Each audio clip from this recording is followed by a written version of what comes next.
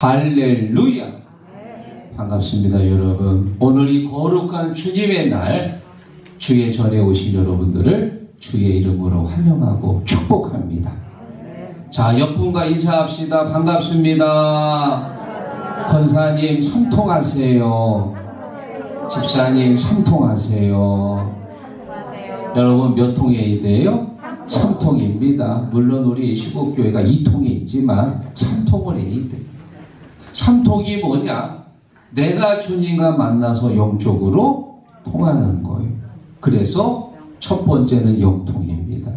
영혼이 잘 되면 범사가 잘 되거든요. 하는 일이 풀어지는 거예요. 그래서 물통입니다. 물질적으로 통하는 거예요. 물질적으로 잘 통하면 몸과 마음도 건강해져. 그래서 육통입니다. 영통, 물통, 육통 합치면 3통이에요. 오늘 말씀을 통해서 2월 달에 3통의 역사가 있기를 주의 이름으로 축원합니다. 오늘 본문은 바울 사도가 디모데에게 쓴 편지인데요. 바울은 디모데에게 늘 이렇게 말합니다. 믿음 안에서 낳은 아들이다. 내가 너를 복음으로 낳았다. 디모데 외에도 2명이 더 있습니다. 이 세 사람을 늘 이제 끔찍이 생각했는데 오늘 이 6장에 와서 보면은 바울이 디모데를 향해서요 또 이렇게 말합니다. 너 하나님의 사람아. 너는 하나님의 사람이다. 여러분, 이 하나님의 사람이라고 하는 호칭은 신구약 성경에 찾아보니까 72번이 나오는데 아주 위대한 신앙인들에게 붙여준 대단한 호칭입니다. 대표적으로 모세가 그랬고요. 다윗, 엘리야 선지자, 사무엘 선지자 같은 아주 이스라엘의 큰 위대한 성인들에게 붙여주었던 그 호칭을 지금 이 젊은 디모데에게 너 하나님의 사람아. 디모데가 아마 이 서신을 읽으면서요 굉장히 감격스러웠을 거예요. 그 대단한 분들에게 붙여주셨던 호칭을 우리 선생님께서 나에게 붙여주셨구나. 아, 선생님이 나를 이렇게까지 인정하시는구나. 너무 감격스러웠을 거예요. 저는 오늘 이 호칭을 오늘 이 시국교회 오신 여러분들에게 감히 부르고 싶습니다. 여러분은 하나님의 사람이 되시기를 축원합니다. 우리가 하나님의 사람이 되려면 어떻게 해야 하는가?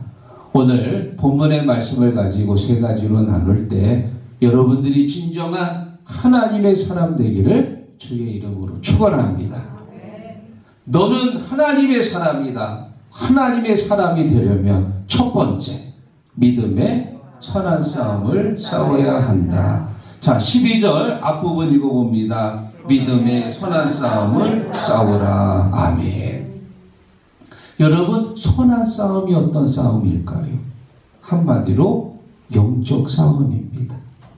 영적 싸움은 내가 주님을 닮아가려고 늘 부단히 싸우고 내 안에 일어나는 이 영적 전쟁에서 승리하는 싸움이 선한 싸움인 줄로 믿습니다. 세상 사람들은 하루를 살 때 무엇을 먹을까, 마실까, 입을까, 얼마나 돈을 더 많이 벌까, 실적을 올릴까, 그리고 내가 올린 유튜브 얼마나 조회수를 높일까, 늘 그런 것에 관심이 있겠지요. 물론 우리 신앙인들도 그런 데 관심을 갖고 그렇게 살지만 그것보다 먼저 하는 일이 있습니다. 마태복음 6장 34절 너희는 먼저 그의 나라와 의를 구하라. 그리하면 이 모든 것을 너희에게 더하시리라. 우리 신앙인들은 믿지 않는 사람들과 비교해 볼 때 우리가 먼저 하는 일이 있습니다. 어떻게 하면 하나님께 영광을 돌릴 수 있을까? 어떻게 하면 주님께 기쁨이 될까? 어떻게 하면 우리 교회가 더 부흥할 수 있을까? 어떻게 하면 내 자녀들이 믿음 안에서 잘 승리할 수 있을까? 영적인 싸움, 이 영적인 싸움이 선한 싸움이고요. 이 선한 싸움을 싸워야만이 하나님의 사람이 될 수 있는 줄로 믿습니다. 바울 사도는 평생 이 선한 싸움을 싸웠는데 로마서 7장 21절에 바울이 이렇게 고백합니다. 그러므로 내가 곧 선을 행하기 원하는 나에게 악이 함께 있는 것이로다. 아멘. 바울은 다메섹에서 예수님을 만나고 나서 그 다음에 모든 삶을 다 주님께 드렸지요. 자기의 목숨까지도 복음 증거하는 일을 마치려 하면 조금도 귀한 것으로 여기지 않았노라. 온 모든 삶을 다 주님 앞에 드렸어요. 자, 그런데 그런 바울에게 놀라운 사실 하나 발견합니다. 선을 행하기 원하는 내 안에 악이 함께 있다는 사실을 깨달은 거예요. 그렇게 열심히 복음을 전하고 그렇게 열심히 전동했는데도 여전히 자기 안에 악한 본성이 있다는 사실을 깨달은 겁니다. 분명히 예수 믿었을 때 주의 보혈로 씻겼는데, 성령 받았을 때 성령의 불로 태웠는데 어느 순간 또 살아나고 또 살아나고. 그래서 바울이요 고린도전서 15장 31절에 말하기를 나는 날마다 죽노라. 우리가 하루를 살면은요, 우리가 나도 모르게 내 안에 누군가를 미워하는 마음, 불평하는 마음, 낙심하는 마음, 시기하는 마음, 이런 마음들이 내 안에 나도 모르게 자꾸 생기거든요. 그런 마음들과 내가 싸워서 이겨야 됩니다. 그런 마음들에게 져서 넘어지면 안 되고요. 끝까지 믿음 안에서 이 영적인 싸움을 싸우며 이기시기를 주의 이름으로 축원합니다. 여러분에게 영화를 한 편 소개합니다. 2010년도에 방영되었던 회복이라고 하는 영화인데요. 이 영화는 2008년도 아미 오르트지 사건을 배경으로 하고 있습니다. 이스라엘 예루살렘에서 한 40km 떨어진 곳에 이 아미라고 하는 소년이 살고 있었는데, 어느 날 이 아미네 집에 꽃바구니가 하나 배달이 온 거예요.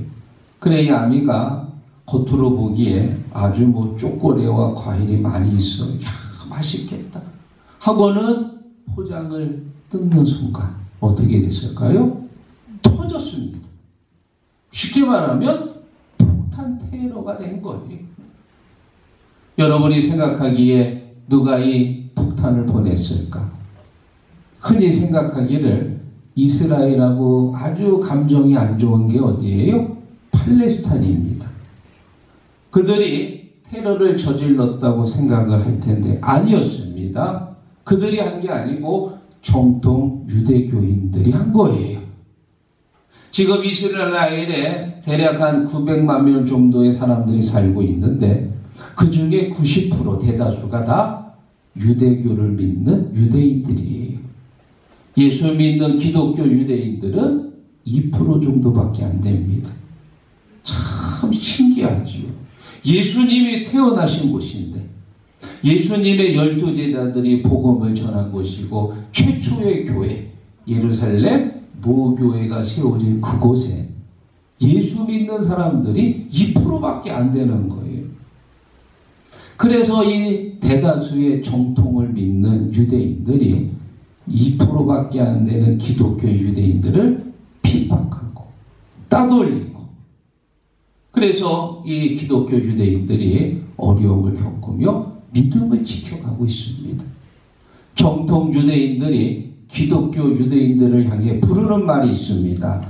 메시아 닉주라고 하는데요. 이것은 예수 믿는 유대인이란 뜻입니다. 지금도 메시아 닉주들은 대다수의 예수 안 믿는 유대인들이 사는 그 이스라엘 땅에서 여전히 믿음을 지키며 복음을 전하며 언젠간 이 땅에 예수님이 탄생하시고 예수님이 활동하셨던 이 땅에 진정한 복음의 회복이 오기를 기다리며 열심히 믿음을 지키고 있습니다. 그래서 영화 제목이 뭐예요? 회복입니다. 이스라엘의 영적 회복. 사랑하는 성도 여러분, 우리가 지금도 영적인 싸움을 싸우고 있습니다. 날마다 내 안에서는 영적 전쟁이 벌어지는 거예요. 이 싸움에서 절대 지지 마시고 항복하지 마시고 오늘도 이기고 내일도 이기고 십자가 단단히 붙들고 항상 이기시기를 주님의 이름으로 축원합니다. 자, 그리고 두 번째, 우리가 하나님의 사람이 되려면 영생을 취해야 합니다. 자, 12절 같이 읽어보겠습니다. 믿음의 선한 싸움을 싸우라. 영생을 취하라. 이를 위하여 네가 부르심을 받았고 나는 승인하면서 선한 증언을 하였도다. 아멘. 여러분, 영생이라고 하는 뜻은 쉽게 말하면 영원한 생명입니다. 그리고 미래적인 소망이 강하지요. 우리가 이 땅에서 믿음을 잘 지키고 열심히 충성하며 주님 앞에 섰을 때 주님께서 착하고 충성된 종아 우리를 칭찬하실 것이고 우리의 머리에 영광의 면류관, 의의 면류관을 씌워주시고 또 우리 하나님이 예비하신 영원한 천국에서 영원히 사는 줄로 믿습니다. 안 믿는 사람은 어떻게 될까요? 책망받겠지요. 이 악하고 게으른 종아. 그리고는 바깥 어두운데 쫓겨가가지고 지옥 형벌에서 고통받으며 영원히 사는 겁니다. 그러니까 믿는 사람도 영원히 살고 안 믿는 사람도 영원히 사는 거예요. 죽지 않습니다. 차이가 뭐냐? 믿는 자들은 축복받고 사랑받으며 사는 것이고 믿지 않는 자들은 고통받으며 영원히 사는 거예요. 성경에서는 믿는 자의 부활을 첫째 부활이라고 말합니다. 요한계시록 20장 6절에 말합니다. 이 첫째 부활에 참여하는 자들은 복이 있고 거룩하도다. 우리가 다 예수님 잘 믿어서 주님 나라에서 영생하는 축복이 있기를 주의 이름으로 축원합니다. 자, 여기서 조금만 더 깊이 들어가겠습니다. 영생이라고 하는 단어는 미래적인 의미가 강하지만 현재적인 의미도 있습니다. 우리가 천국을 죽어서 가는 나라이지만 살아있으면서도 얼마든지 이 안에서도 경험할 수 있는 거예요. 그래서 사도 요한은 요한일서 5장 11절에 이렇게 말합니다. 또 증거는 이것이니 이 생명이 그의 아들 안에 있는 그것이니라. 아멘. 하나님이 우리에게 뭘 주셨다고요? 영생을 주셨다. 영생. 또 13절 읽어봅니다. 내가 하나님의 아들의 이름을 믿는 너희에게 이것을 쓰는 것은 영생이 있음을 알게 하려 함이라. 아멘. 우리가 예수님을 마음으로 믿고 입으로 고백할 때 그때 주님께서 우리 안에 뭘 주신다고요? 영생을 주시는 성령이 내 안에 들어오시거든요. 그리고 영생의 선물을 우리에게 주십니다. 그래서 이 영생은 물론 우리가 죽어서 천국에 가서 누리는 영원한 하나님의 생명이지만 또한 지금 여기서도 우리가 이 영생을 누리며 사는 거예요. 영생을 취하라고 하는 말은 이 땅에서 영생의 기쁨을 갖고 천국의 소망을 가지며 누리며 살라. 할렐루야. 누가복음 17장에 보면 바리새인들이 예수님께 이런 질문을 합니다. 선생님, 하나님의 나라가 어느 때에 임하겠습니까? 그때 예수님이 말씀하시기를 하나님의 나라는 여기 있다 저기 있다고 말해도 소용없다. 이미 하나님의 나라는 너희 안에 있느니라. 어디에 있다고요? 우리 안에. 이미 하나님의 선물 천국이 내 안에 임했다 그 얘기예요. 미래적인 천국이 있지만 현재적인 천국도 있습니다. 이것을 우리가 신학 전문 용어로 뭐라고 얘기하냐? 심령천국이라고 하는 거예요. 심령천국. 물론 천국은 우리가 죽어서 가는 나라지만 지금 여기서도 성령이 내 안에 임재하시기 때문에 성령이 나를 지배하시고 성령이 나를 이끌어 주시거든요. 영생이 내 안에 들어 있습니다. 영원한 생명을 누리며 살아가는 거예요. 그래서 우리가 어디에 가든지 늘 성령이 내 안에 있기 때문에 우리가 가는 곳이 어디예요? 거기가 바로 천국 같은 곳이 되는 거예요. 높은 산이 거친 들이 초막이나 궁궐이나 내 주 예수 모신 곳이 그 어디나 하늘나라. 믿습니까? 오늘 여러분들이 여기 왔기 때문에 우리 시국교회가 천국 같은 교회가 되는 것이고, 또 여러분들이 가정에 가면 여러분 안에 성령이 함께하기 때문에 천국 같은 가정이 되는 것이고, 또 여러분들이 내일 직장에 출근하시면 성령이 여러분 안에 있잖아요. 성령이 여러분을 지배하시고 여러분 안에 영생이 있기 때문에 천국 같은 직장이 되는 거예요. 높은 산이 거친 들이 초박이나 궁궐이나 어디에서든지 영생을 누리며 천국 같은 삶을 사시기를 주의 이름으로 축원합니다. 자, 그리고 마지막입니다. 하나님의 사람이 되려면 마지막 세 번째, 주님께 존귀와 권능을 돌려야 합니다. 주님께 권능과 영광을 돌리는 것이다. 16절 읽어보겠습니다. 오직 그에게만 죽지 아니함이 있고 가까이 가지 못할 것에 구하시고 어떤 사람도 조심하라고 또 볼 수 없는 이시니 그에게 존귀와 영원한 권능을 돌릴지어다. 아멘.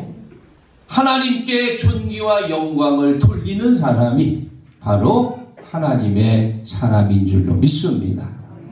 여러분이 오늘 성경을 읽으실 때 자세히 한번 읽어보셨으면 돌릴지어다 그 글자가 다른 글자에 비해서 좀 작아요. 그거 느끼셨습니까? 지금 한번 보세요. 돌릴지어다 그 글자가 다른 글자가 볼 때 작아요. 신구약 66권을 쭉 보다 보면 이렇게 작은 글자들이 드문드문 나옵니다. 왜 글자가 작으냐? 원문에 그 글자에 해당하는 원어가 없기 때문이에요. 그래서 여러분들이 작은 글자를 볼 때 어떻게 생각하면 되느냐? 원문에는 없지만 문맥상 그런 의미로 적을 때 글자를 작게 적게 됩니다.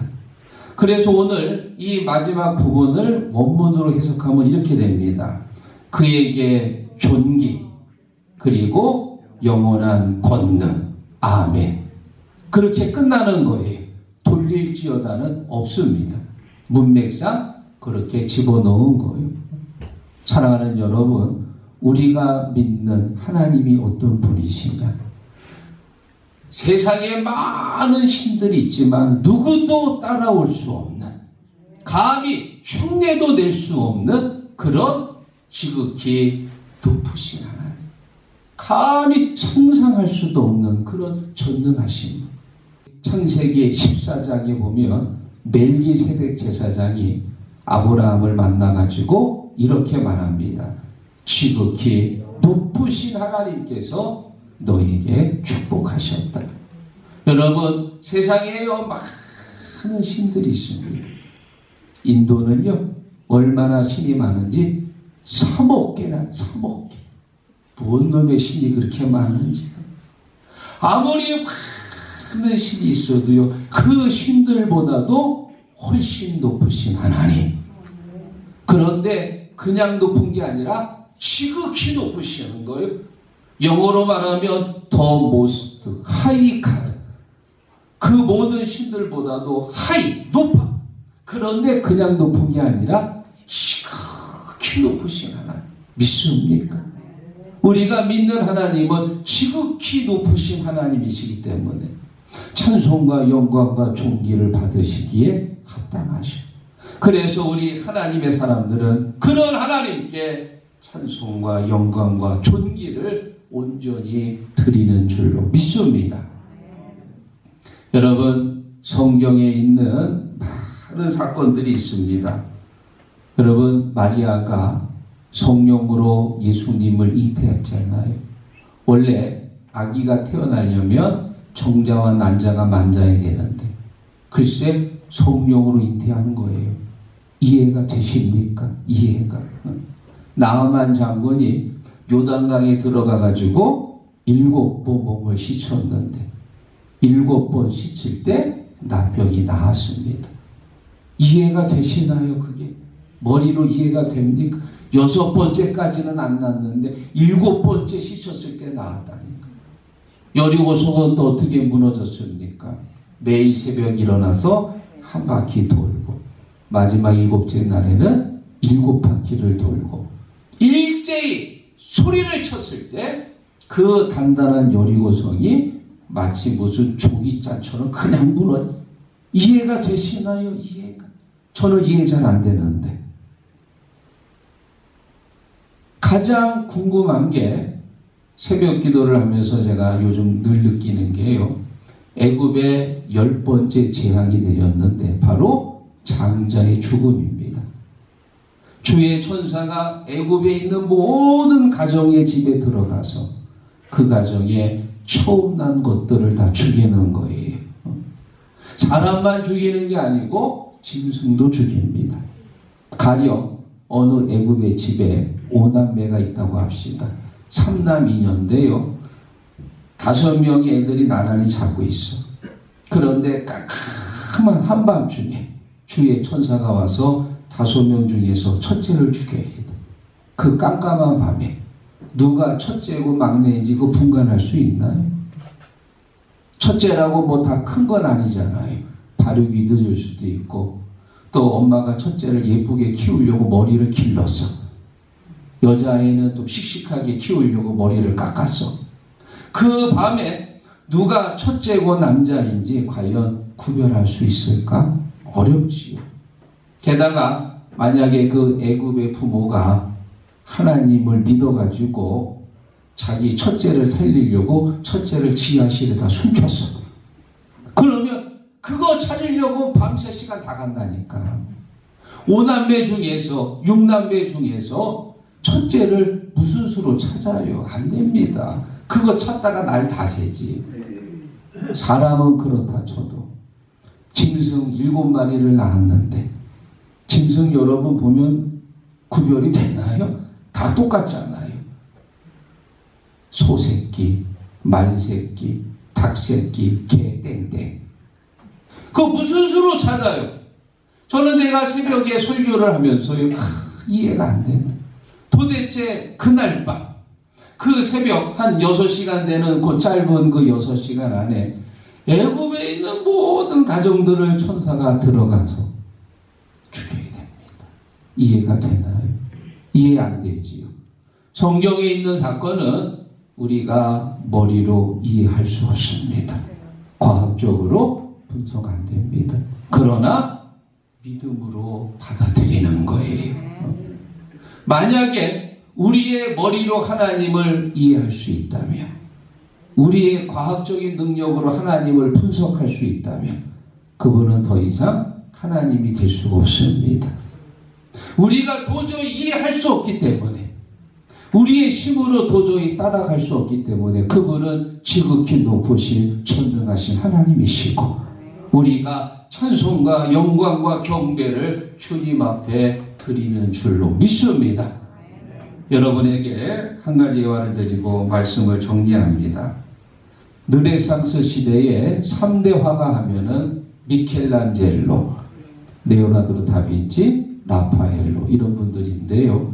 특히 이 미켈란젤로는 저 로마에 있는 시스타 성당 천장에다가 천지창조를 그렸습니다. 어떻게 그릴까요? 누워서 그렸대요. 천장에다가 이게 돼 있겠습니까? 누워가지고 그렸는데 뭐 엄청나지요. 미켈란젤로가 그런 위대한 화가가 될 수 있었던 것은 스승을 잘 만났기 때문이래요. 바로 베르톨도라고 하는 선생님을 14살 때 만났는데 이 베르톨도한테 많은 이제 기술을 전수받았습니다. 베르톨도가 어느 날 미켈란젤로에게 이렇게 말합니다. 미켈란젤로야, 훌륭한 조각가가 되려면 무엇이 가장 필요하겠느냐? 선생님, 그거야 당연히 좋은 기술을 가지고 계속해서 연습하고 열심히 연마하는 것이 아니겠습니까? 아니다. 뛰어난 기술보다 더 중요한 것은 무엇을 위해 그 기술을 사용하는 것이다. 목표가 더 중요하다. 그리고는 이 미켈란젤로를 데리고 술집 앞으로 갔습니다. 술집 앞에 아주 멋있는 어떤 여인의 조각상이 있습니다. 그리고 다시 말없이 이 제자를 데리고 성당 앞으로 갔습니다. 성당 앞에 성스러운 성모 마리아상이 그 앞에 있습니다. 미켈란젤로야, 저 술집 앞에 있는 조각상은 사람의 쾌락을 위해 만든 것이고 이 성당 앞에 있는 조각상은 하나님의 영광을 위해서 만든 것이다. 너는 너의 그 좋은 기술을 가지고 무엇을 위해 사용하겠느냐? 그때 이 미켈란젤로가 스승님의 의도를 깨닫고, 선생님, 저는 앞으로 저의 이 좋은 뛰어난 기술을 하나님의 영광을 위해 사용하겠습니다. 믿습니까? 어릴 때 받았던 이 큰 결단을 통해서 미켈란젤로가 평생 하나님 앞에 영광을 돌리며 산 줄로 믿습니다. 사랑하는 시국가족 여러분, 우리가 하나님의 사람이 되려면 어떻게 되느냐? 첫째, 믿음의 선한 싸움을 싸워야 하고요. 영생을 취해야 하고 주님께 존귀와 권능을 드려야 한다. 할렐루야. 오늘 바울이 디모데에게 너는 하나님의 사람이다. 우리가 하나님의 사람 되기를 원합니다. 자, 한번 따라해 보세요. 나는 하나님의 사람이다. 믿습니까? 하나님께서 인정하시는 사람, 하나님께서 책임지는 사람, 여러분들은 하나님의 사람 되시기를 축원합니다. 기도하겠습니다. 두려워 말라. 내가 너와 함께함이니라. 놀라지 말라. 나는 내 하나님이 됨이니라. 내가 너를 굳세게 하리라. 참으로 너를 도와주리라. 주님, 우리는 하나님의 사람인 줄로 믿습니다. 성령이 내 안에 들어오셨고 내 안에 영생을 주신 줄로 믿습니다. 이번 한 주간도 하나님의 사람답게 살게 하여 주시옵소서. 믿음의 선한 싸움을 싸우게 하셔서 절대로 악에게 지지 말고 오늘도 이기고 내일도 이기고 날마다 십자가 붙들며 승리하게 하여 주옵소서. 예수님의 이름으로 기도하옵나이다. 아멘.